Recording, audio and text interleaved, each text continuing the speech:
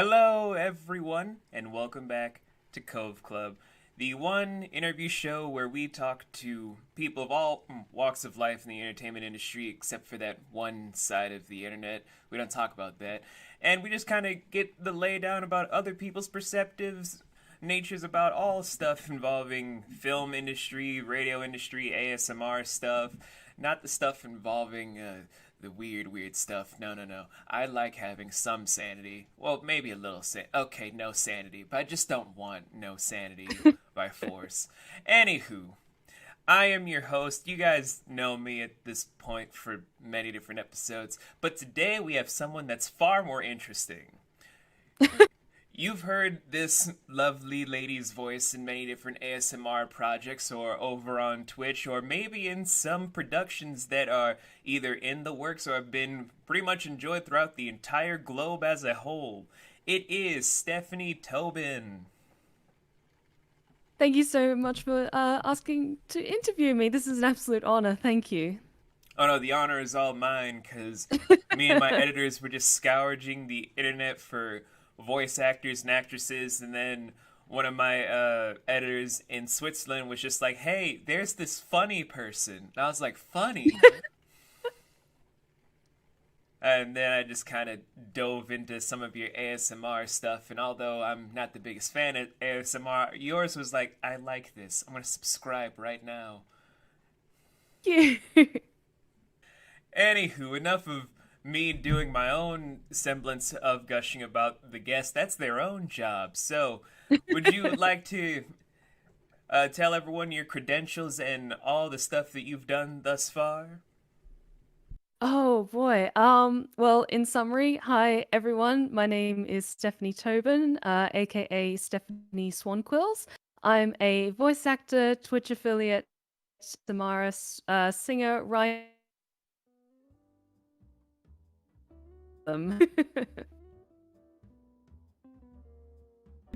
That's a lot of um, hats.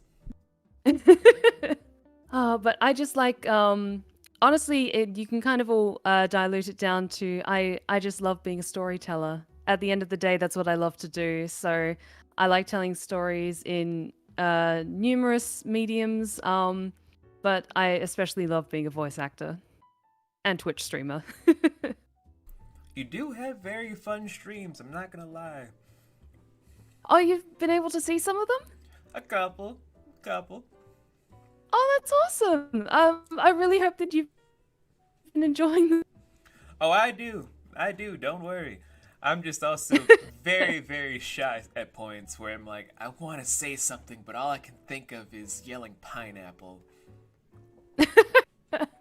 Oh no, it's all good. Honestly, like I was probably more nervous about this beforehand because I always like worried like, am I going to ramble on too long or am I going to like make a little bit of a fool of myself? But I try not to take myself too seriously, so it's all good. Oh no, trust me, this is a show where I encourage you to ramble, because sometimes I just feel like all the questions we have generated by the editor of this particular interview show, we have smart stuff, but it's like, this might be boring. Let's have some rambling. And she Shake agreed. things up, make it things interesting. Yes. So, let's begin as I turn to the left to look at my tablet. Let's see. First thing is first, let's just get it out the way with something that's probably just the most generic question possible. Go for it. What began your journey into being a voice actor in the first place? All right. So, my first kind of cautious steps into just being a content creator in general was starting out as a creepypasta narrator maybe about 6 years ago or so. So I did that regularly for about a year and a half to maybe 2 years. I think for 2 years I was just purely narrating creepypastas over on my YouTube channel. And then out of the blue, a wonderfully talented individual by the name of Remleys, aka 40k Theories, he asked me if I'd be interested in narrating some pieces of Warhammer lore for his channel. And of course, I was absolutely delighted and said yes. And then he asked me if I'd be interested in playing a character for a audio drama series that he was making. And of course, I said yes. And then maybe about like a couple of months after we'd initially start talking, he sent to me a open casting call for an audition, and that I think that was the first. Yeah, I'm trying to think of it now. I think that was maybe like the first professional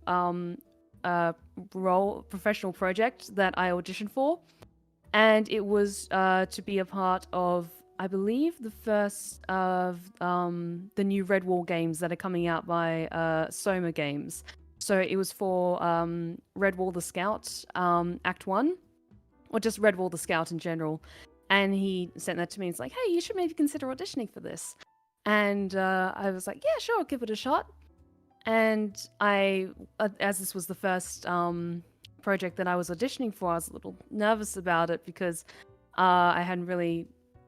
The thing is, when I was younger, I had no aspirations to be a voice actor because I firmly believe that to be a voice actor, you need to have, talent and charisma and just like have that either natural knack or study this for years and years in order to be good at it. And of course, I don't have any of that. What are you talking about?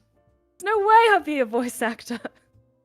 So I was really like anxious about submitting that first audition, but I sent it to him first to kind of just gauge like, hey, is this like actually worth sending in as an audition? And he actually gave me some really good feedback because for about 2 years or so, I was purely doing narration. So I was performing these lines like a narrator would, not as how an actor would. So I was like, okay, good. So I went back and I tried to add that more, like, that feel more like I was actually acting rather than reading the lines like a narration. And I did my best and I sent it in. And now you can hear me as the role of Foxglove in Redwall the Scout Act 2, which recently came out. And from there, it was interesting because I didn't get the role that I knew.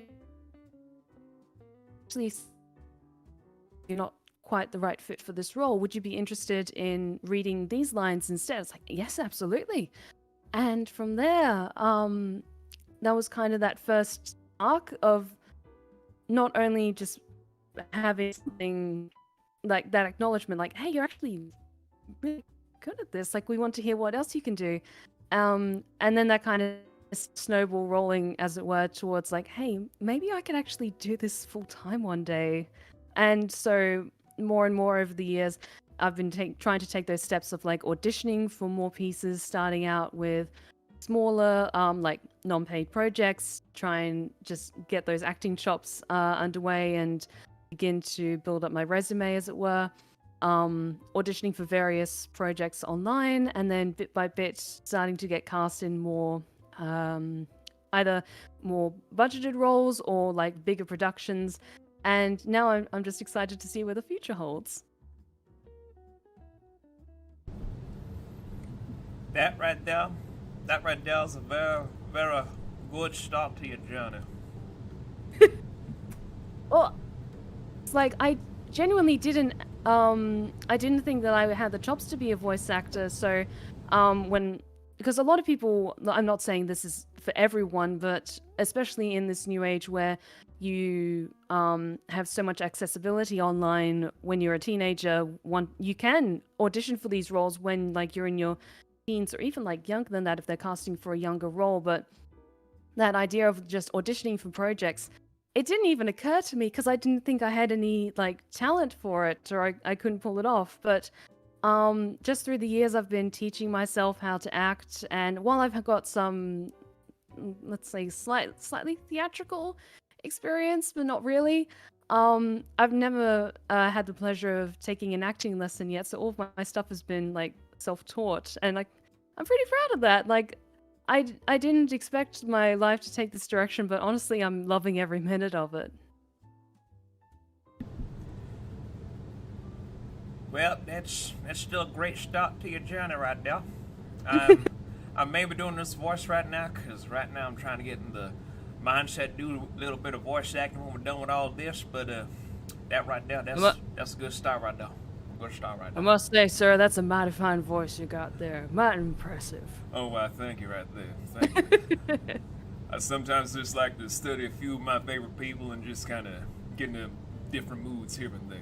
Like perfecting a little bit more Jess McCree and like my whole cowboy aesthetic was a little bit of a hardball.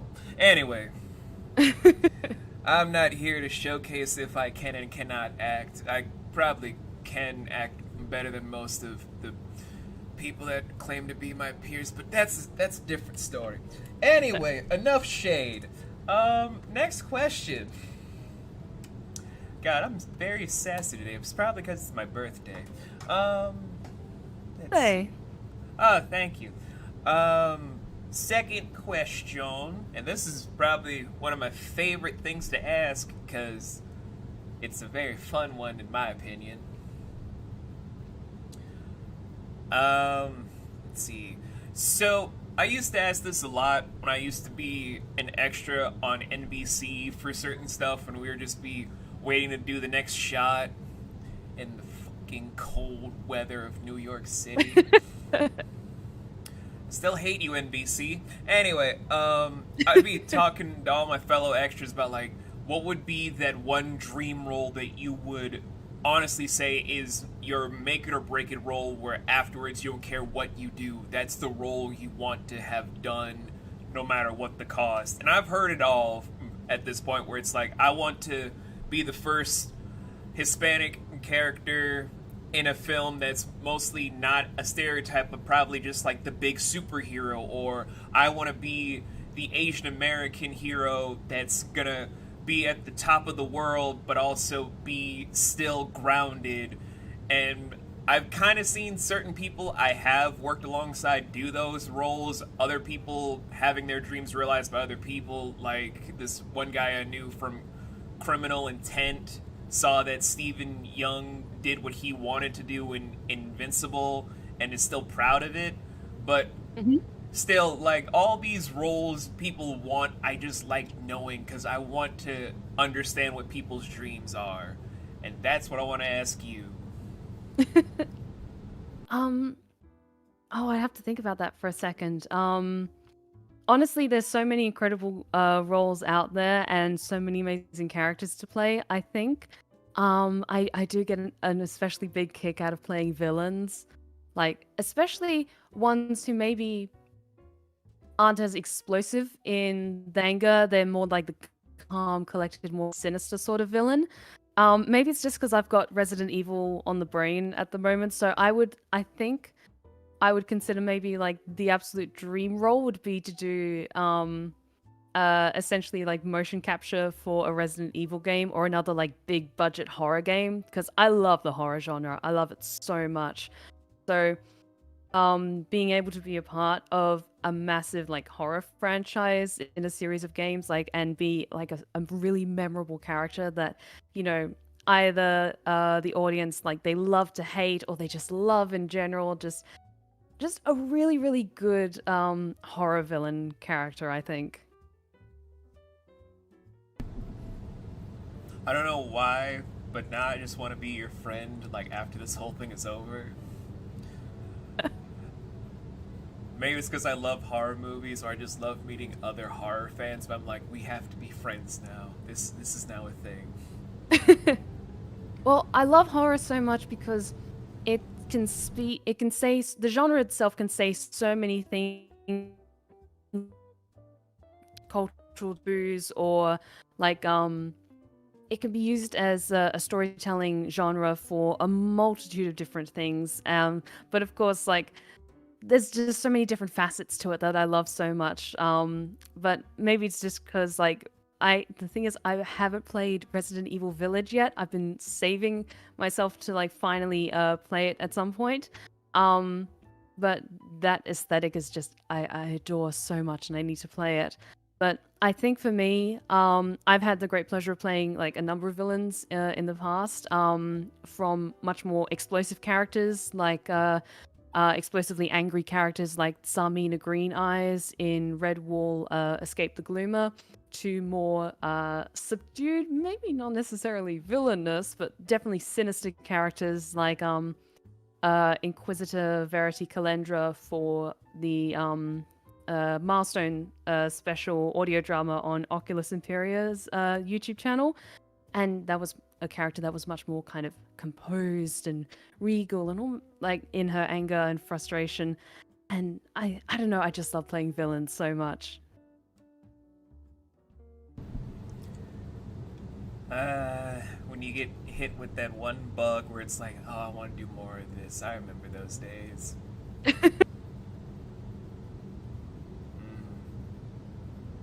Well, before I go down memory lane, let's go into the next question. Okay, so question the third. Why do I gotta say it like that every single interview? Anyway, question the third. What would you say is the funniest role that you've done, and what would you say is the most confusing role you've ever had? And I mean, like, you laugh every time you've done the performance, and the other side is just, what was even this character? What was going, what? Huh? I don't understand. Like, that kind of whole mentality sort of stuff. Oh, that's a really good question. I'm not quite sure how to answer the most confusing character I've played, but I think the funniest role I've played. The thing is with my particular voice is I tend to lean towards auditioning for roles that are slightly more dramatic or they take a slightly more serious tone. Because while I really love doing those funnier roles, I think that my voice, like a lot of the times, I get cast in much more like serious kind of dour roles where I either am playing someone with like more authority or is taking themselves a bit too seriously. But then that's interesting because I think the funniest role, at least the role that I had to really stop myself from laughing, or otherwise I kept ruining my takes, was some videos that I've done for a channel called Elephas, who does snippets of either Warhammer games or trailers or other Warhammer related content where they take the lines being spoken, put them through a translator, and then just translate them a couple of times until they vaguely match what is being said, kind of like those rough translation. And then he asks us lovely voice actors to then dub the translated lines. So I had to read such amazing. I had to read these lines like completely seriously, like as though I was voicing the official trailer, but stuff. I don't know. Like I'm just trying to remember some of the lines. So I would have to say an absolute serious. The stars in this box are delicious and sweet. Our Esteban is a complex protector. He's on par with Santa Claus and has 6 locks. And the first time I was sitting down to record that script, I had to keep doing retakes because I would start smiling while I was recording them. And of course, you can hear when someone's smiling and recording a line. And so I was like, no, serious. You have to deliver these lines with absolute sincerity and seriousness, like your life is on the line. And so I think that's probably one of the funniest roles I've had so far, or funniest projects I've had so far. As for most confusing, I can't really think of any that have come to mind in terms of the most confusing ones. Honestly, I genuinely can't think of the ones that are the most confusing, other than like trickiness maybe between communication between myself and either the director or the script writer or whoever I'm communicating regarding the project that's led to confusion. But that's more about like maybe about the project rather than the lines or the character that I'm supposed to be playing. So yeah, I can't really think of a satisfying answer for the second question, but the first one is definitely having to read the most ridiculous lines with the absolute most serious voice. I mean, that's a mood for the funniest answer. As for confusing, I get it, because certain actors can go like their whole lives without getting a confusing role, but then there's the others where it's like, wait, I have to be what? Yeah, you see, in this entire script, you gotta be a talking eel, okay? But you're in a sushi restaurant. Oh, God. I think I'd definitely be open to some of the more like say out there roles, definitely. But I've yet to have the pleasure of having a script presented before me that absolutely baffles me. uh, yeah, it's one of those once in a blue moon types, because that eel story actually is legit from someone's college program. They're like, you're gonna be an eel in a sushi restaurant. It's what? So your whole thing is you don't want to die. Well, obviously, but you're gonna die. That's what? So you just gotta slither around and cause a ruckus. What's the picture for? You see, it's about trying to respect the ocean environment. Okay.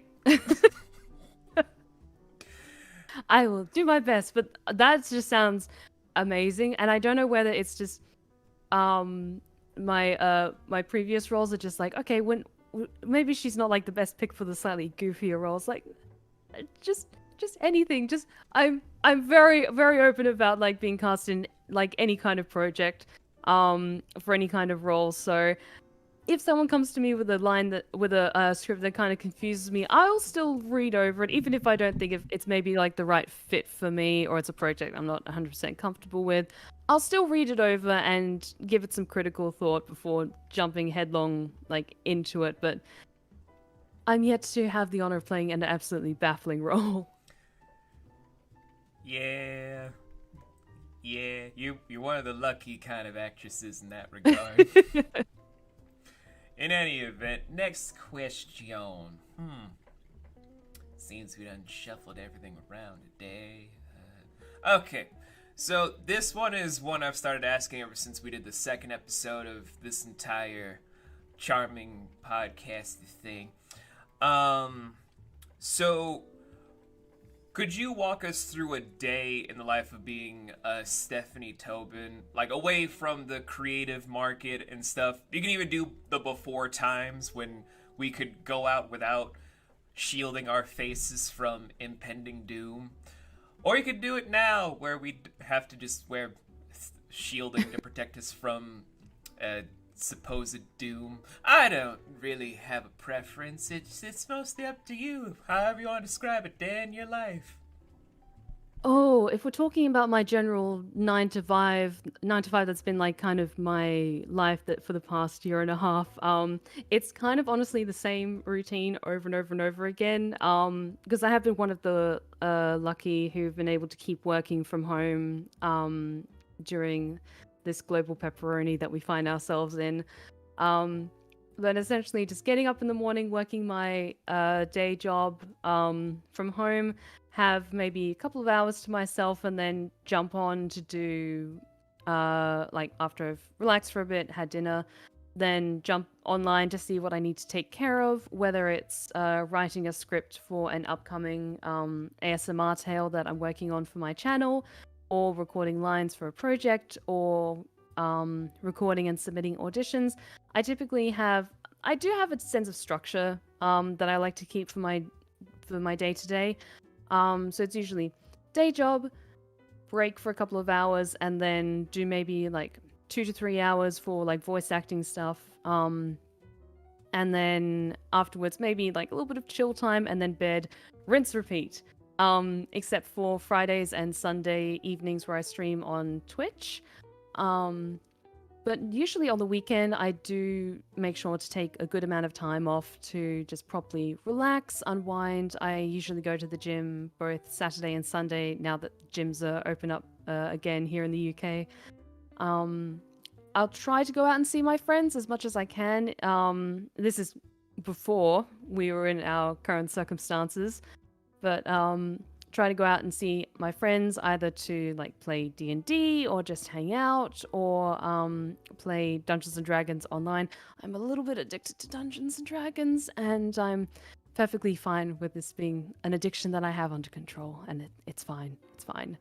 Um, I think definitely the biggest thing that would maybe like shake things up in terms of my like routine, because this is kind of the routine I've been living the past few weeks, is um I really miss traveling as well. I would love to be able to travel to the States to see my friends and attend conventions, but we're not quite there yet. So yeah, my general day to day for like an average day is quite structured, but I like that structure because it helps me keep things consistent and like focus on my work as best I can.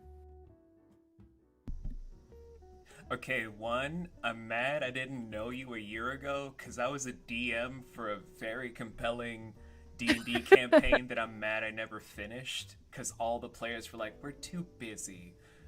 No, I'm so sorry. It's the curse of D&D. Every time you get the ball rolling to like the good stuff at long last, it's like, we are too busy. But I have so many plans, and there was lore that was going to be described in detail that I spent many nights writing. I was just so upset. I'm so sorry.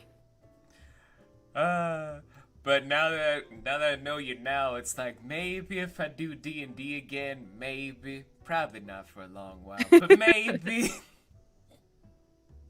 Maybe someday the dice will roll again.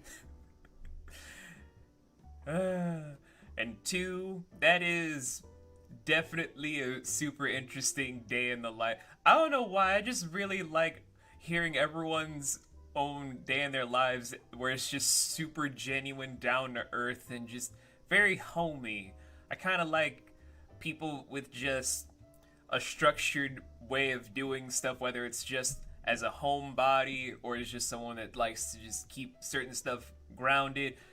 And that's probably because I'm getting tired of talking to all my friends that are just like, we have a disposable income of $500,000 at the end of each day. You want to hear how we spend our days? No, I don't. No, I don't. Just shut up. Did you want to tell everyone about that new horse we bought our kids? Please, just shut up. How about the time we bought that yacht? I said shut up. Like, okay, an occasional woo from over. Just like, woo, oh, okay, awesome. I'm gonna go back to other things over here. It's not fun having rich friends because they never shut up. Anywho. Next question. Oh, this is a new one. Ooh, exciting. This is a new one. Wow. Okay, so this is something I've kind of been wondering ever since everyone's been trying to talk to me about, when are you gonna be making a video game? And I'm just always sitting here like, when do I have time? Who has time to make a video game anymore unless you don't have a million things in the air? Like, come back and ask me that question once you have the time and you have the resources that I need in order to make this happen. I need 3 cloning machines, 8 computers, and maybe an additional editor. And everyone's just always like, why 3 cloning machines? So I can clone myself once. My second clone can clone itself, and then my clone's clone and me can clone ourselves to have 6 clones, with 2 different computers just as a spare, so we can have the other 2 clones clone those to have the 8 clones. And then we just need another editor. Science. So,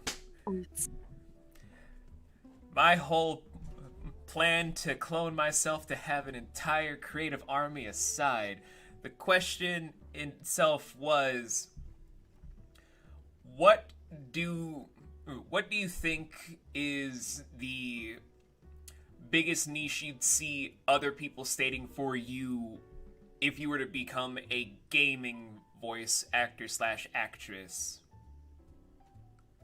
Oh, it's a good question. So kind of like a niche of a niche of a niche of a role sort of thing. Yeah, like I know you feel like you have your niche, but other people have that whole thing of what do the directors in the world think I fit that niche for, and like do I fit the platformer genre, the fighting game thing, the puzzle stuff? It's kind of like just where do you think other directors would place you for your skill set, your talents, as well as your comfortability level as a sort of thing. Okay. I think my voice, it fits more, maybe a slightly more like RPG sort of setting. Of course, it depends on, like from game to game, but usually when you think of like a lot of puzzle games, unless they're like going for a specific like mood or atmosphere, they're much more kind of upbeat and bubbly and all about like that quickness to them. So I don't think my voice would necessarily fit that.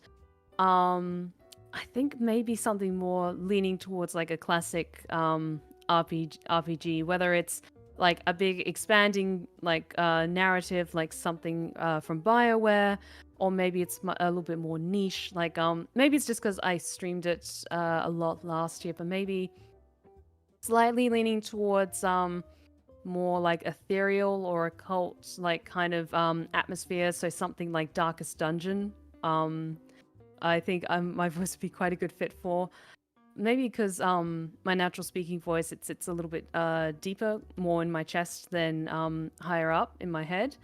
So my voice kind of naturally carries that like that depth and that gravitas to it. Like not showing off or anything like that, but it's like that's where my voice naturally sits. So it tends to add that sense of heaviness to it, which I think for a lot of the roles I've been cast in, that's what people tend to lean towards. Either it's more sinister and villainous roles, or it's more mature characters who maybe have a slightly more like warm and motherly tone to them. But I think if I was going to get like more of a niche kind of casting, maybe something more towards an RPG, like either like a darker turn to it, either or a fantasy element to it. But I can see my voice leaning more towards RPG games, definitely. So basically, if I get the Mass Effect Legacy Edition and the new one comes out and I hear your voice in it, I'm not going to be surprised, is what I'm hearing. Got it. One day, I really hope one day, because I'm a big fan of the Dragon Age series. I'm very excited for when like new stuff. I'm hoping that E3 has some updates about the new one coming out. Very excited. But honestly, that would be an absolute goal. Going back to previous question, but an absolute goal would be to voice a character in the Dragon Age series. Preferably a love interest that either like the audience like loves to hate or just falls completely in love with. That sounds like one of my kids, honestly. Although I think Like they're a big fan of Dragon Age as well. oh, she loves it. She was just like, "Dad, you have to play Dragon Age." It's like, but I'm asleep. It's 2 in the morning. Dad, you need to play Dragon Age. Okay, but it's 2 in the Dad. It's 2 in the morning. I don't want to play a game at 2 in the. Dad. I'm very full of emotion right now, and I need you to understand why I am like so hell-bent on this character, okay? I love my kids. Anywho. Now that new question's out of the way, thank you, Anonymous, for that question. Gonna move on to the new one. Well, not the new one like it's a new question, but the new question. I'm trying to make sense. I hope I'm making sense. You are, don't you worry, you're doing great. Oh, thank God. So, gonna be a little bit hard for me to phrase this one correctly because there's some spelling errors. All good, take your time. Okay, so Stephanie, I know you probably know a lot of different mainstream companies and still trying to find a bunch of other independent companies to work for, which is fine. There are many of us, but we're all hidden like we're those shiny Pokemon that no one really considers are shinies until it's too late. You've played Pokemon Go, probably. I don't know your life, so maybe, possibly. Absolutely, Uh, absolutely. I'm not a shiny collector personally, but I love Pokemon so much. Same. So, this is a on again, off again question. Like, we see each other sometimes, then it's just like, I don't know, question. You kind of did some shady stuff, so I gotta call it off. But I'm gonna give you one more chance. Um, what are some? What are? I'm gonna make a limit. What are three major companies that you'd love to work with, and what are two independent companies you'd like to look into and give a chance to? Oh, oh, that's a good question. I think oh God, I'm trying to think now. I think definitely I would love to one work with BioWare and be cast as a character in the Dragon Age series. Hang on.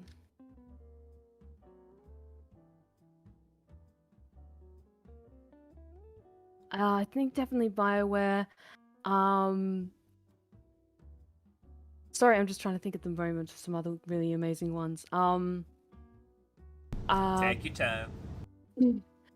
I think I would love to work with Capcom and be a part of a Resident Evil game in the future, in any role, in any capacity. I think my voice would be better suited for a villain, but honestly, I would be absolutely honored to work with Capcom on a Resident Evil game, and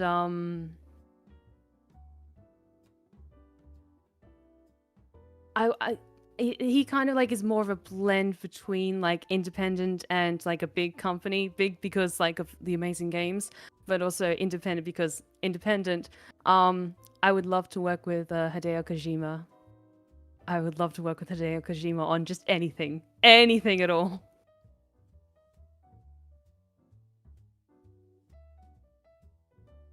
As someone who I didn't necessarily grow up with the Silent Hill series, but I love that series so much. So to work with Hideo Kojima and just his whole production would be an absolute honor and absolutely amazing. For more independent studios or teams, I would be absolutely honored to ever potentially work with Spindlehorse, aka Vivzi's production studio, the studio behind Has Been Hotel and Hell of a Boss. I love both of those series so very much. The team behind it, it looks absolutely incredible. The voice cast is impeccably amazing.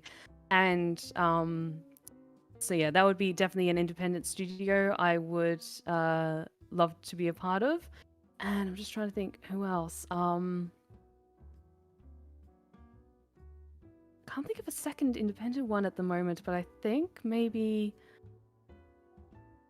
because okay, I can't think of a second one off the top of my head other than Spindlehorse for like more independent studios. But I will give a shout out to my amazing friends over at Laughably Dapper who have an amazing podcast out, which I am very much honored to be a part of. And they've got another amazing team behind them. They're currently doing a podcast called The Dichotomy, which is a lot of fun to be a part of. So I think, yeah, definitely for bigger studios is BioWare, Capcom, and I believe the name of the studio is Kojima Productions, or it could be another name. For more independent ones, Spindlehorse, and hugely honored to be a part of Laughably Dapper as well. That's always a good list to have on hand, because you never know when your dreams might come true.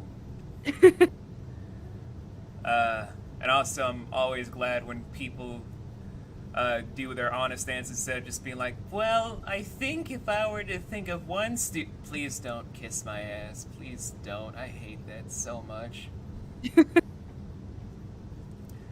I respect genuine answers more than anything, so I appreciate all of the answers that you gave. I would applaud, but I'm holding a cup of water because my throat is dry. And I was trying to think at the moment because I think honestly the best thing you can do if say you just happen to be in the same room as someone who maybe just happens to work for a big studio that you've always dreamed of is to just like in general be an approachable and genuine person and not try to suck up to them. And while it's good to do your research about like who works for this company and you can maybe get into a conversation with, if you just have that natural or like relaxed uh manner about you which makes you like approachable and enjoyable to be around, then people will be naturally drawn to you, and who knows, one thing might lead to another and you might end up just, oh yeah, like I was at this thing and I met this like amazing person there and they're really passionate about what they do, and we exchange like Twitter handles and stuff like, oh yeah, I'll just check this person out. And it's usually through sometimes like a strange chain of events where they're so exhausted of people constantly coming up to them like, oh my god, I love your work, I love that you work with this person and this person and in this department, and they're probably really quite tired of that. Of course I can't speak of their experiences, but I imagine that's maybe something that they're a little bit tired of. So if you just like relax and be a genuine and approachable person, then it goes a long way. Yeah, I can appreciate that approach. Well, I got a couple more questions on docket on my side, but as you guys know at this point from the series, it's time. If you don't know what I mean, well, strap in, because I gotta now flip the tables to where I am the interviewee and Stephanie over here is the interviewer, because I believe in the concept of everyone has questions and we all deserve to give our honest answers. As such, I like to spin it around at either inconvenient or just well plot out times. You'll never know which one is which. If you ever find out, then screw off. It's my show, I guess. So, Stephanie, the floor is now yours. You get to sit in the comfy chair, and I get to sit on this stool. And I must say, this chair is very, very comfy.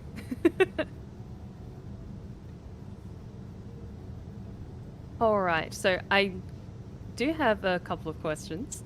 Okay. So what inspired you to start your creative career? Uh, hmm. That's tough. I guess the prime thing that started my whole creative career in my mind was when my grandpa, when I used to stay at his log cabin in like the mountains of Russia, he was just putting on old Japanese TV, like the black and white shows. Mm-hmm.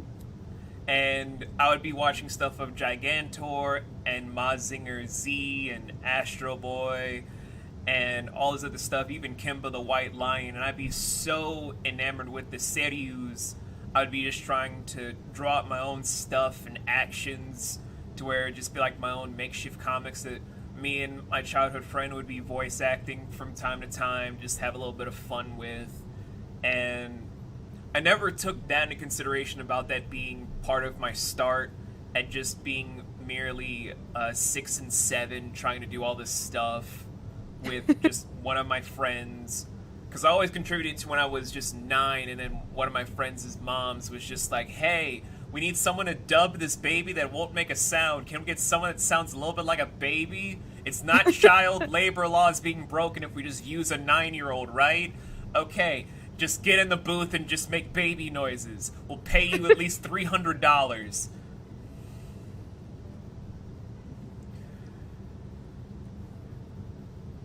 Honestly, it sounds amazing that your passion and your this creative spark started at such an early age, even if it was a slightly stranger start in some ways, but I can absolutely see it. Like I had a similar fascination with animation and voice acting, but in retrospect, I didn't realize that maybe like those similarly those seeds had been sown of just like that want to be a voice actor, and then like it manifesting in strange and unusual ways.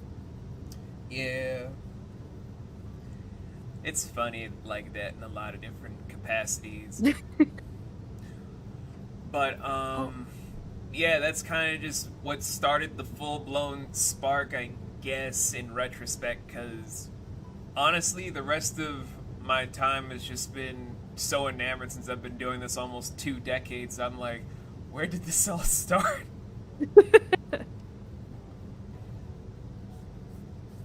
all right. I do have another question for you. Okay. What would you say is the project or role that's brought you the most joy? Ooh. It can either be like a role that you had the most fun while recording, or like one that's maybe made you feel the most proud in your field. Just anything that comes to mind, something that brings you joy when you think about that particular role or project. I've done so many things, but this is the answer I always give people when they ask me this question. Where back in the day, I was approached by this one person. I don't know how they got my email at the time. Even to this day, I'm like, it was just happenstance. But he was like, I have this sister in the hospital, and I'm reaching out to all these people across the globe because we love Disney films. We heard them all in Tamil, in Indian, in Arabic, but we are trying to learn English better, and we're going to be paying a lot of money to a lot of different actors across the globe to just do Mm-hmm. this project for my sister because we don't know how much time she's going to have left on this earth.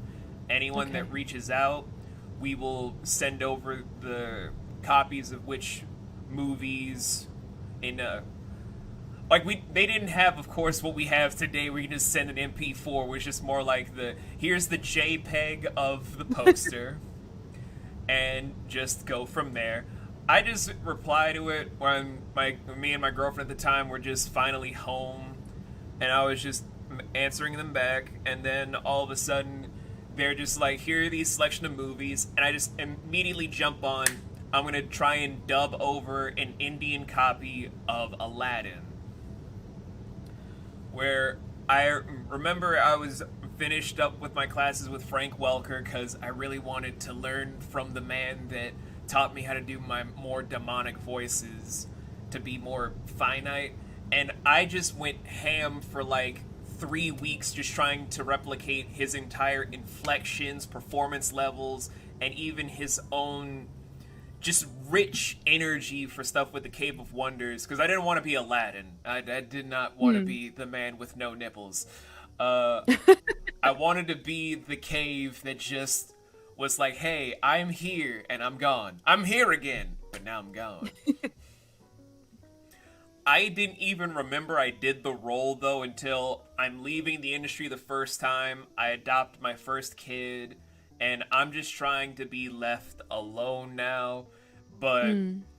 it's at this point in time I just fire my own agent. I'm heading back home and I get this email saying my sister finally passed away, but I wanted everyone to know that everyone that submitted everything for what they needed to have done, you guys have made her last days on earth just full of enriching glory and a lot of joy and cheer. Where the two movies that she loved the most for the dubbing was Little Mermaid and Aladdin. Oh, amazing. And to this day, I'm like, I don't care that I gave up several different contracts and several different roads with different studios. That one role was enough for me to say, this is how I close out the chapter being a pro level voice actor. I don't care about ever going back to the industry because I made someone's last days mean something with a smile on their face. Hmm. Amazing.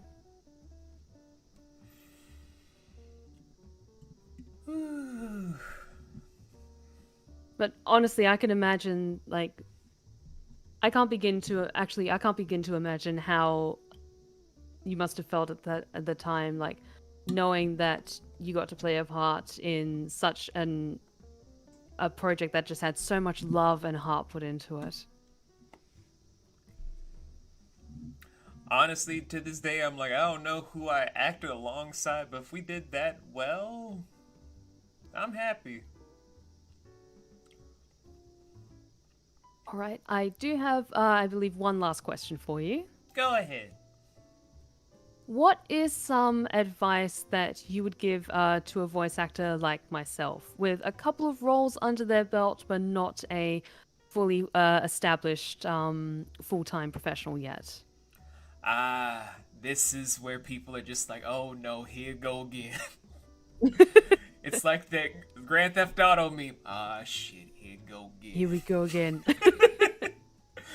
So, first thing is first, because everyone that I've known from VA Twitter before I got all out of Dodge on that speedboat to hell. Me and Rachel Messer both share our sentiments on that minefield. One thing that I've always stressed with people is that sound quality and sound checks might be good, but never forget that there are people that have gotten roles without any sort of like pro equipment. There have been people I've known that were homeless that are now big names today. I've known people that are just like, I'm doing this on a headset in my bathroom, and now I get to work with Disney, Nickelodeon, and Netflix. Sometimes it's not always about this whole, we need to have the foam just right in this corner. No. It's all about your charisma, your acting, as well as your passion level. Because money can't buy good talent. It just buys you enough time to where people just disregard all of your glaring flaws if you're just relying solely on tech. That's the first piece of advice I would give. Second one is just don't stomp and trample over the people that try to raise you up when you're just starting out. If you get that level where it's like, I can get paid to do stuff, don't just start trampling on and stomping all over people that are just like, we're in your corner to help you. We're in your corner to build you up. All of a sudden be like, I know you're still struggling, but if you want to keep me, you're going to need to give me that green. But I know you still love me enough to do this, because that's just wrong. That's just wrong and just completely petty and evil. And that won't get you a long way in the industry, because some people that you burn today, you don't know how they're going to turn out in the future, where you may be at that big pinnacle now, but you don't know if you've just pretty much made yourself stagnant by just being this volatile. Otherwise, you would then see all the fruits of your labor then just turning into either vipers in your garden or just completely decimated by locusts that you yourself have created. Just don't disregard those that have been in your corner to just be, this was nice, but now that I'm something, I need you to pretty much treat me better than how you were when you treated me like I was the world. Yeah. And I think that's what some people fail to realize, is that the community talks. And if, say, you treat a member of your cast or crew with disrespect, or that you do trample over them, word spreads, and it won't be before too long that you realize that opportunities maybe start drying up and you don't realize it at first, but actions do have consequences, and it has a ripple effect within the community.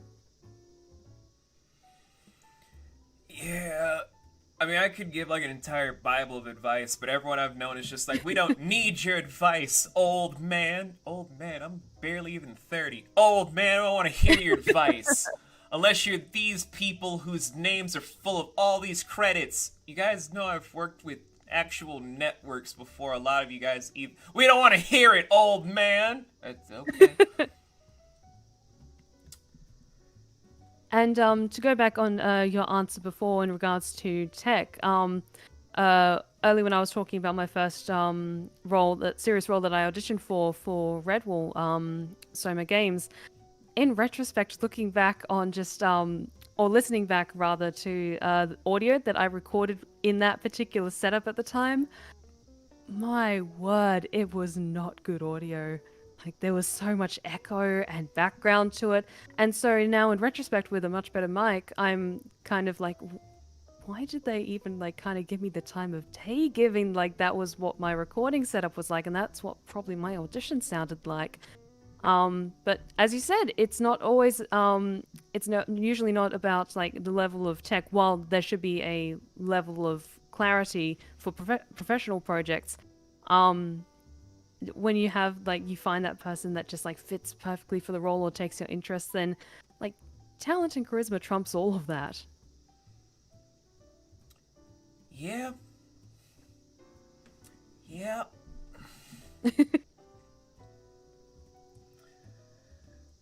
Um, but I can't really think of any other major, more professional questions. I would like to ask at this point. But I'm curious, what was it that made you interested in interviewing me? I'm curious. I figured this was gonna come up at some point or another. So, here's the whole scoop. So, me and my two main editors, one of my friends since I've known since I was 11, his name is Nick. He and my other editor of Anonymous and I, again, we're just scouring the whole thing because I'm in the midst of trying to do some campaign stuff to make some bigger budget stuff down the road because I like to dabble and make my own independent stuff without really just going about we're gonna be mainstream. Just it's indie and it's crowdfunded because Yeah. it's a group effort. Everyone gets to eat together and everyone gets to get a share of the glory, in my opinion.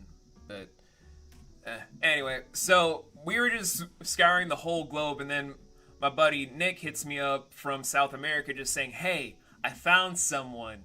And she's pretty. I'm like, Nick, you're married. Don't do stuff adultery. It's like, no. She's pretty and she's talented. It's like, okay, you got me with talented. What is her YouTube channel? I then go and I'm like, oh God, she is pretty and talented. I then just start going to stuff of like the Spirit Farrier, the Hades stuff, the Night in the Woods. Night in the Woods is my favorite because I just love the game. And even diving into a couple of your ASMR stuff where I'm like, wow.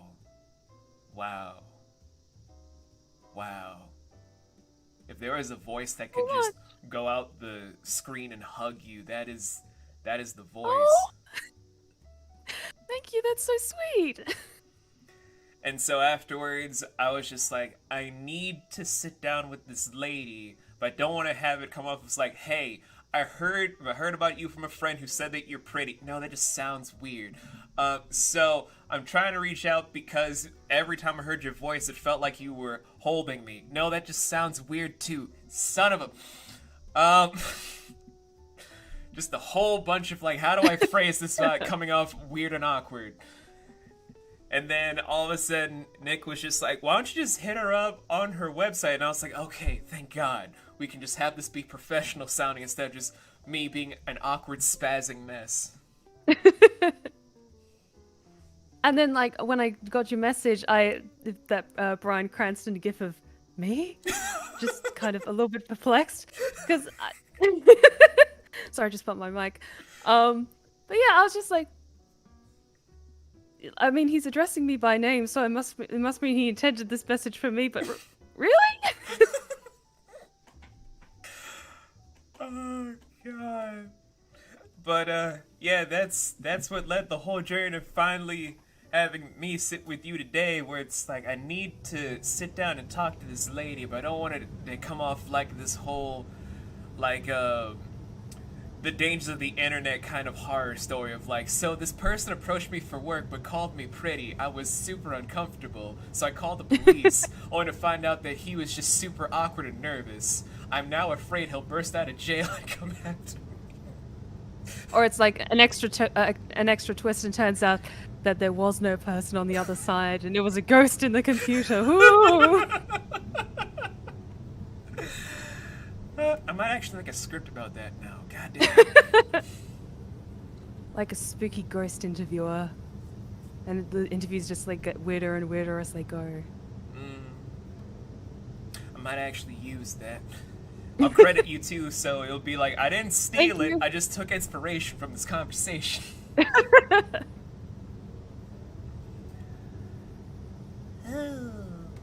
Oh, but thank you so much for indulging me with your answers, because it's maybe only been in like I only launched my website in December of last year, I think, and so while I have been taking steps to like up my level of professionalism for as a voice actor, I still think I'm still relatively green, even though I've got an established portfolio just after using it more or it being more of a hobby rather than like, okay, I can do this for a career. So that's why I'm still kind of like perplexed whenever people want to ask me for advice, or even like I'm blessed with the honor of being interviewed by wonderful individuals such as yourself. I wouldn't say I'm wonderful. There are many different people that would probably just be like, but you don't know what we know. But I'm also sitting over here like, y'all don't know anything because y'all just love drama. Everyone likes a little bit of drama, and everyone's got skeletons in their closet. Yeah. But I just always find it a pleasure to sit down with people I find the most interesting. And that includes you there, Stephanie. Thank you so much. But now I must flip the tables back over, and God, this chair is now warm. And now we're gonna get to the final couple questions. Go for it, I can't wait. Alright, so this question here is not my most serious question, but it's a little serious. It's a little serious.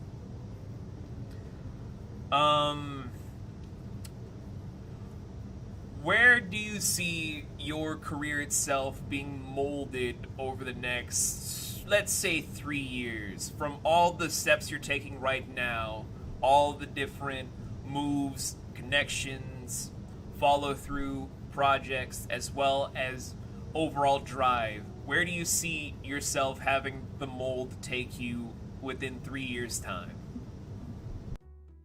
I would say, because honestly, this is something that I've been thinking about for a while now. In about 3 years' time, I would like to think that I've been able to make voice acting and Twitch stream my full-time profession. I'm very grateful for my day job. It's I love the people I work with. It's incredibly supportive, but my heart is completely into voice acting. I think because I have got aspirations to move further abroad into North America to be closer to where so many studios are based and be able to be closer to the amazing community of friends that I've made in the States as well. I could see myself in 3 years having moved over to North America and then just with that additional proximity, just taking my career even to greater heights than that. I'm not sure whether within. I would like to think, this is me, of course, staying positive with lofty goals. I could see myself maybe within 3 years, perhaps not getting to the full, like, Resident Evil mocap state, but I would want to be an established name in the voice acting community. I would hope, respected and admired name in the voice acting community. I would love to be able to attend more conventions, not just as a attendee with my friends, but perhaps be invited to some panels as well, whether it's regarding projects that I've been a part of, or the people that I've been privileged enough to work with, or just about communities and voice acting in general. I can see perhaps within 3 years having moved successfully further abroad, as I'm originally Australian and I now live over here in the UK, but I would like to eventually emigrate in order to further my career. And I would love to be able to do voice acting full time and Twitch streaming as well. That's always a beautiful plan to have for yourself. I'm not gonna lie. And I think I've got a fairly solid work ethic as well. So I think it is definitely something that I can definitely visualize myself getting to that point within 3 years. But if it takes a little bit longer, then that's more than fine. Because one thing that I especially love about voice acting as a career is that you can just keep building on strength upon strength upon strength, no matter what your age is. My absolute idol when it comes to voice acting is the incredibly gifted and lovely Mary Elizabeth McGlynn. I'm yet to have the pleasure of meeting her at a convention or at any capacity. It would be an absolute dream to even be in the same cast as her. But just you see these amazing voice actors that just keep performing these incredible roles like for years and years and years to come. And so many of them are just beloved and iconic in innumerable ways. So as someone who started voice acting when I was maybe in my mid 20s, I started performing creepypastas, and then maybe heading more into voice acting when I was about 27 or so. I didn't get those earlier years of, starting out voice acting when you're a teenager in your bedroom with, a headset microphone. So, even though I maybe consider myself as a slightly later start, I've been just trying my best to just pour so much love and work into this career, and I can definitely see myself getting there. Honestly, you're on the right path. Thank you. I'm being serious. I have an ear for talent. It's why I'm never shocked when I hear friends of mine saying, "Hey, I got to be in this thing that was recognized by this person." I'm like, "Yeah, I know. Just the world's trying to catch up to what I've already known." So much, definitely, it really does mean a lot to me.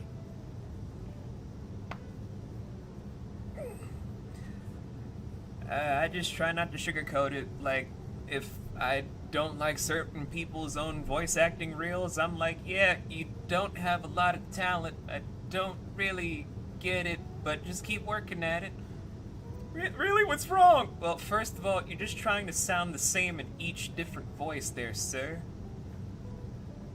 I can only do so much. Well, do you see me just putting on the same voice over and over again right now? No, I'm trying. I'm trying too. No, you're just phoning it in. There's the difference, and it's sad. Do better. Okay, next. Who's up next? Okay, Oprah Winfrey. Never mind. God, I am super sassy today. It must be. It's because it's my birthday. So, this is the next to last question, and this is more just a me thing for this kind of question. But what would you say is the method you get to trying to phrase this correctly? My brain is tongue tied. I'm reading it, but my brain is like, let's tongue tie it. What is the method that you use and or utilize to get into certain scenes and elements? Because everyone has that whole different thing of, okay, you're in this one scene where you're terrified. What do you imagine? I imagine being lost in the woods with no way home, and I'm terrified. Okay, build off that emotion and go. But what's your methodology? Oh, that's a wonderful question. Sometimes it's a struggle to be able to project or encapsulate a fully believable performance, considering that you're within the restrictions of the recording space. If I'm wanting to capture that kind of something that's more like high energy, or I need to this is if I'm recording from home for an audition or something, I'll usually sing a couple of songs quite loudly, not only to warm up my voice, but to kind of get that kind of energy and spark going. that helps me to not only help project my voice more realistically, but also just warm things up. When it comes to more dramatic or let's say more gruesome scenes that I'd have to act, it really depends on the scene in particular. I would usually maybe try and like just close my eyes and like honestly maybe even let my mind go blank. So in a way to kind of strangely detach myself from my current environment and really try and encapsulate like the emotion and I'm just trying to think of how to articulate this correctly. What that scene entails. I find some because I still struggle a little bit when it comes to making sounds like screaming in like fear or terror or in reaction to pain. So I would usually do something like wrap my hand around my wrist and then like kind of like tighten it a little bit or just like ring, not to cause too much physical pain, but just like have that extra tension in your body, or even like just keep your head fixed to where it needs to be to get sound out clearly through to the microphone, but then kind of let the rest of my body either like convulse or twitch or twist in some way. So it carefully so it doesn't pick up on the sound, but just to kind of have that extra physicalness to the role as well, almost like you would as though you were performing with mocap, but just add that extra like contortion to the role so that you kind of more embody the physical reactions to it. That I find helps to get myself in that headspace. So yeah, I would usually listen to songs either on the way to the studio or if I'm recording from home, like sing out loud for a bit to try and get that high energy going if I need to have that extra oomph before a role. If I need to do something that's more dramatic, then I'll usually like physically twist my body in some way to kind of help that extra oomph to it in some way. But usually I'm able to then step out of the role quite well because I'm aware of like the space that I'm surrounded by and that this is a role in a studio, and then I can detach myself as a kind of a what's the word I'm looking for?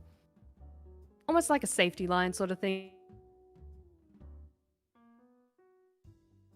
And the we got some like breath in the mic, like oh yeah, sure, and then just being able to kind of like switch back in and out of it in that way. I'm not sure that fully answers your question, but that's kind of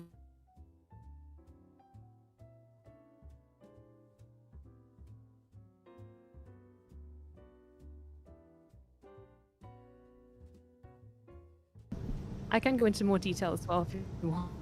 Oh no. What you gave was perfectly satisfactory. I'm just also absorbing it all.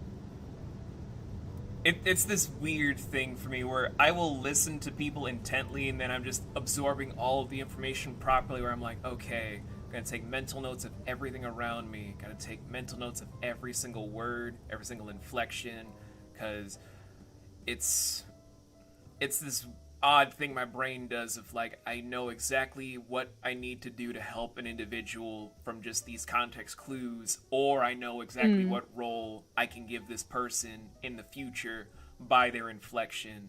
It's this odd thing that my brain can just kind of do on the spot. It's all good. I will say now in retrospect, one thing that maybe helps me kind of slip in and out of those more let's say visceral roles is I used to be a part of the Perth LARPing scene for quite some time back in Australia, and the game we would be playing was Vampire the Masquerade. And if you know a bit about Vampire the Masquerade, some of the storylines and some of the stuff that happens in that game can get very dark. Yeah. Yeah, so but I always had an amazing group of friends that I played with, but one thing you would always be able to do that you kind of pick up over time is even if you're in the most dramatic and like focused scene, like terrible things are happening around you to you and your character, and then like there's a sudden knock at like outside, like guys, the neighbors are complaining that we're making too much noise. Like, okay, sorry. And then you get back into the dramatic scene, but you just lower the volume just a little bit. So I think maybe without realizing it, when I was in my late teens, early 20s, that maybe played a part in why I'm able to kind of step in and out of those more dramatic and visceral roles.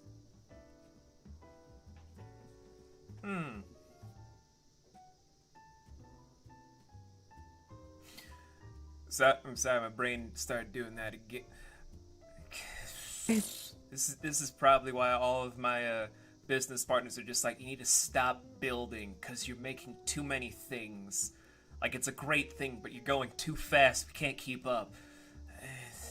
I want to make all of the things. I want to make all of the things, and I don't see a problem with this at all. Yeah. Although by the time I finally get everything done, they're just gonna be like, okay, you made everything you ever wanted. Are you retired yet? How old am I? You're 97! Nah, I still got like 15 stories in me.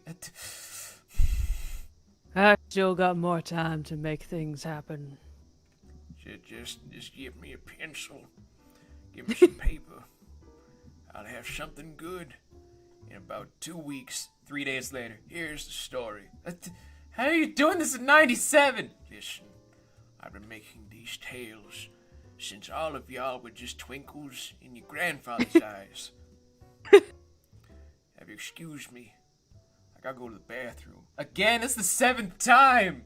I know. My bladder doesn't work the same anymore. I know my business, why don't you go mind yours? I'm gonna be a sassy 97-year-old. I'm looking forward to that. I feel bad for my future wife at that point. I think by that point, I'll just be like, and every day I keep on living, I'm just gonna make that God's problem. And he throw whatever he wants at me, I'm just gonna keep going for as long as I can. Stephanie, we really should be friends. I'm being serious. Awesome, that sounds amazing. New friendships, woo! And now to ruin the fun atmosphere with my final question, which is actually my most serious one, because I've been asking this ever since I have been the host of this show. So, this is something that kind of keeps hitting my door because I'm a minority, and I sadly live in the States. I say sadly because I hate this country. That's everyone, apparently. And everyone just always approached me about this whole thing where, since a lot of people mistake me as black, where I'm like, I'm racially ambiguous, but sure, racist. They want to keep approaching me about how do I feel about people playing these roles where it should be this kind of person. How come they don't have this kind of tale for that person? What if we just made this appropriation for that? When I'm just sitting in the background like, does anyone really know how these talks really should go? How it should be consulted? How it should be handled? I kind of feel like they're missing the point.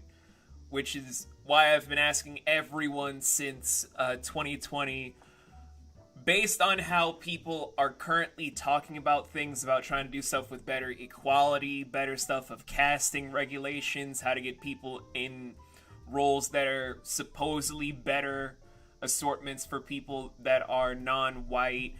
By let's say 4 years' time, where do you see these talks evolving based on the current climate within the industry for acting and voice acting solely?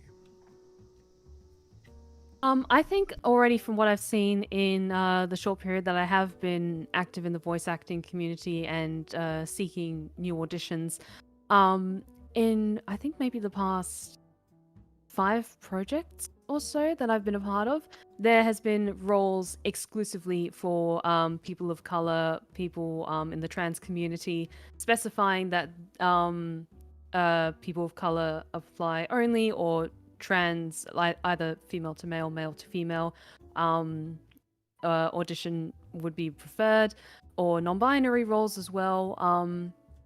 I think there has been some major steps in wanting to tell stories using voices from voice actors within these amazing communities.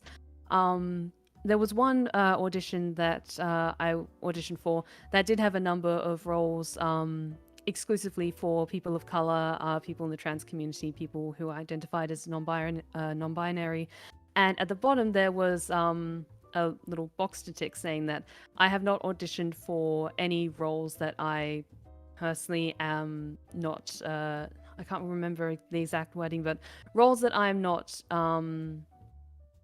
Like, I'm not sure if idealized is the correct word, but you know what I mean. Roles that aren't like the right fit for me. And it was essentially making sure that, you know, if you identify as this, just don't audition. It would be preferred if you didn't audition for roles that is just, we're mostly interested for people from this community to be a part of this project as well, which I think is a great step in a lot of ways. I remember one role that I auditioned for when I was just starting out, and I think it was one of the first like budgeted projects, one of the first projects that I got paid for. And the role, the character was depicted as a woman of color, and I did get cast as the role. They didn't specify to audition that in the audition that it was preferred for a woman of color to audition for it, but me being still relatively young in the community and just trying to throw my voice at anything that I could, ended up getting cast for it. And it was a wonderful project and I love being a part of it. But in retrospect, a part of me wishes that, you know, I just maybe didn't audition for that one and the role could have gone to someone who would have been a much more, a better physical fit for that particular role. But at the same time, in the way that the production process goes for not just video games, but a lot of projects. Sometimes, or a lot of the time, a voice will be picked for a character because they kind of go off of, okay, this is the initial character sketch, these are the personality traits, this is how they identify, so they'll cast someone, they'll pay them for their work, and then they'll decide later down the line, actually, you know what, we should maybe change the way this character looks, just because this look isn't quite working for the full lineup of the cast that we're going for, so they'll change the ethnicity of the character for a voice that's already been paid for and cast. So then it's a kind of trickier thing, because maybe it was a white actor who was cast as a white character, but then later down the line the character is changed to a person of color, but they keep the same voice. And then I don't think that's something that should then negatively reflect upon the voice actor, because they just had no control over that particular aspect of the production of the project. So I think in the future, I would personally love to see more roles open up that encourage more people within the entire LGBTQI+ community to audition for, as well as more opportunities for people of color, not just in roles that are exclusively for characters of certain ethnicities and nationalities, but just encouraging people regardless of regardless of their ethnicity, just a wider array of roles available for different characters. I was listening. I just had to finish typing something because business related at the worst possible time. It is tough being the boss. Anywho, I really do appreciate your honest candor on the subject, because whenever I usually talk to people, they're just kind of like, you know, that is a great thing. So since you're black passing, you want to be Nick Fury? It's like, oh. You guys know Nick Fury started off as a white person in the original continuity. Yeah, I know, but since he's just mostly popular for being black and you seem like you're black, why don't you get to play this black character?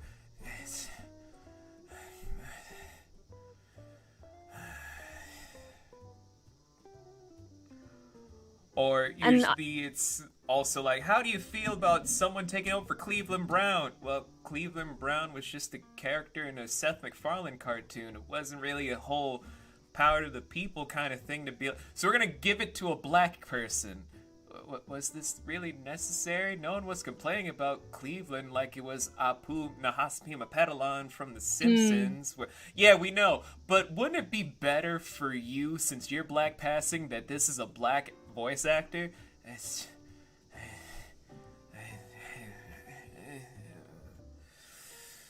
And I can't even begin to understand the frustration that must also come with I apologize, I can't remember her name off the top of my head, but the voice actress for Mirko from My Hero Academia, the rabbit hero. Amazing character, amazing talented voice actress. But I remember her saying that she was getting a lot of either replies or messages from people saying, okay, but like, you're black, why doesn't the character, air quotes, massive air quotes, sound black? You mean as a person? Yeah. She just sounds like a person. Yeah, exactly. She sounds like a person. And Anais is just that nice of an individual where she can just jump into a role and be like, oh, it's a person. Everyone's like, but they don't sound black. What do you think black people sound like? You know, urban. What's urban? You know, with flavor. What's flavor? You know... Watch as you just keep digging this hole that you're already standing in just further as you just keep going with this. Like, I can't begin to understand like how infuriating that must be, and I really hope that people just stop saying shit like that. But honestly, in a number of projects I've been a part of, there's just been open requests for people of color, people in the LGBTQI+ community to audition, and without specifying, like, must sound certain like way. Like, definitely if you can perform a particular accent for a particular character authentically, then that's really good. But when it comes into cultural stereotypes, that's a red flag. Yeah, no, that's why I'm like, guys, this is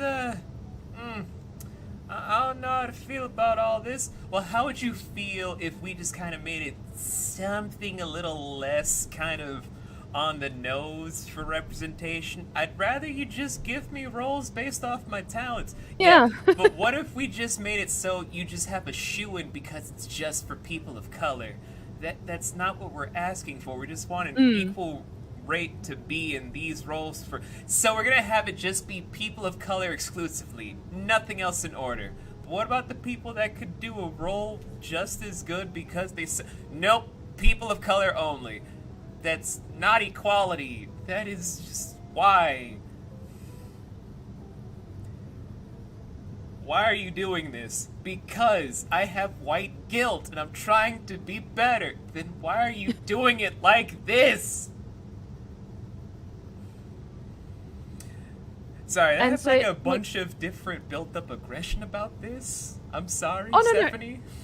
No, it's totally fine. It's totally valid. Like, whenever I see, and because I have a number of notifications on that I have on Twitter for like popping up like open audition, one female, like 2 male characters, POC preferred. I'm just like, okay, cool. Look at the next one. Because I know that audition's not for me. So I just keep looking to like the wide array of other auditions that are out there that are looking for voices that they think mine would be more applicable for. Just yeah. That's always beautiful. I'm not gonna deny that. It's just I'm so tired of like people that are just trying to say they're open to discuss the same stuff I'm asking people in a polite, professional manner. And just like, we hear you, but what if we just made it like this because of guilt? That's not equality. That's paving over what you yourself think is equality, and it's not. It's frustrating. I'm tired. So tired.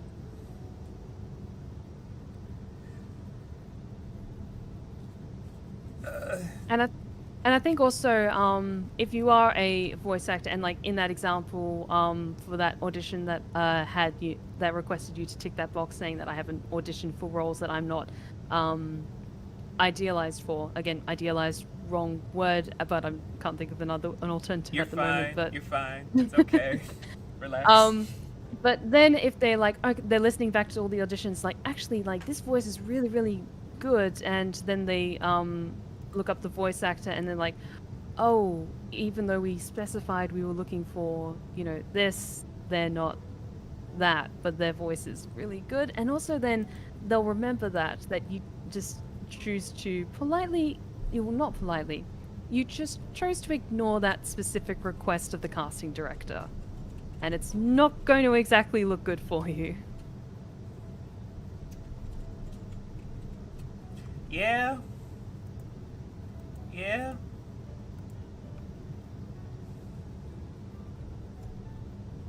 But yeah, that was my my 2 cents in regards to your question. Hopefully, I articulated myself as best I can. You did. Believe me, you did.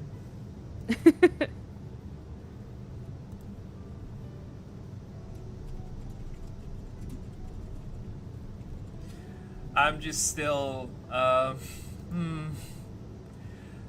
gonna be heated about this for the next several years, because I'm just like, oh,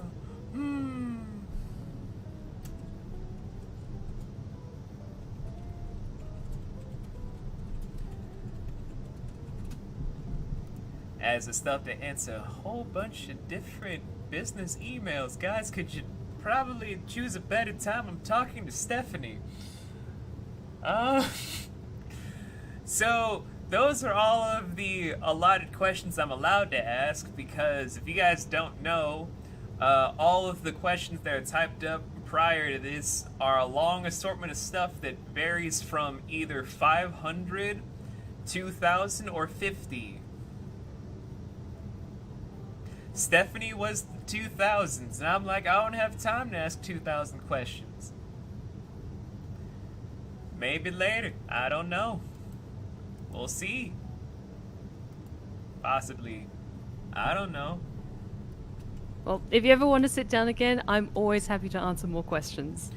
Oh, I definitely will try to, because for anyone that's been keeping up with the past few episodes about me stating if I'm gonna retire after I'm done with this assortment batch of interviews, it's still a possibility, but I might have Steph come back as like a whole follow-up interview before I hang up the microphone for this show, because I really enjoy talking to people I really feel like are great individuals with warm hearts and brilliant spirits behind them, because it's a joy for me. Thank you so much, and likewise. But for now, we're going to stop with all of the questionnaire stuff, to where if you guys want to look into more stuff for Stephanie, if you're watching this on the YouTube channel, all the stuff's in the description below. But if you guys are watching this months later, or listening to this rather, on our Spotify, we don't have links to everyone's whole socials, as you know. You gotta go to the YouTube thing, go down description stuff, and check out all the stuff like her website, her YouTube channel, her Twitch, her, I don't know, Redbubble if she has merch. I don't know how people do things anymore. Her Ko-fi to give her a little bit of money. Give her money. She deserves the money. Her Patreon for money. Give her money. She deserves money. All the stuff that she's in for just references. All that whole goodness left and right. And if y'all are also wondering after this interview, am I going to do some more stuff with Stephanie professionally? Y'all bet your sweet asses I am, because I got several different projects, and I already know 4 of them that Stephanie alone would be perfect for. Maybe they're villain roles, maybe they're hero roles. Who's to say? I do. Am I going to say it today? Not really. Oh, honestly, I'm always excited for any new role or any new project, and just I always appreciate being kept in mind. I just appreciate making new friends.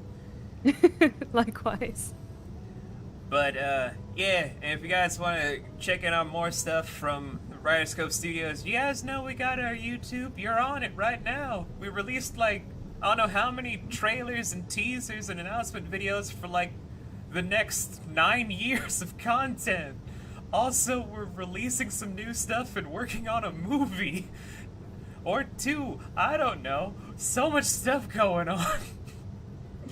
And Honestly, a movie sounds amazing, so best of luck with it. yeah, you might be in the movie too. Who's to say? Also, we got a Twitch channel. We're live like 4 to 5 days a week. Maybe 5 when I get my new headset, because my cat just chewed through the other one. That little rascal. And yeah, we're gonna be launching some merch in 2023, I think, with our mascot of Narita, aka Nini, as either a plushie or a sticker. So look forward to that kind of stuff in the near future. So much new stuff going on my birthday. Oh Lord, I'm finally realizing I'm gonna be turning 30 soon. I look forward to it. Well, as a proud 30-year-old, you are welcome to the club. Oh, thank you. I've been waiting. Mostly because people are just like, when you're a male turning 30, you got the strongest grip imaginable. It's like, I can open so many jars now. So many jars will open now. There is no jar that cannot hide from me. Me and my jar opening hands.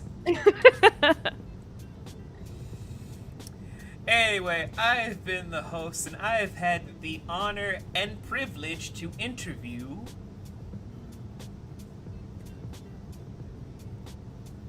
Tobin, aka Stephanie Swan Quills, and thank you so very much for the invitation to be a part of this. It was my pleasure, and we will see you guys in our collective ventures next time.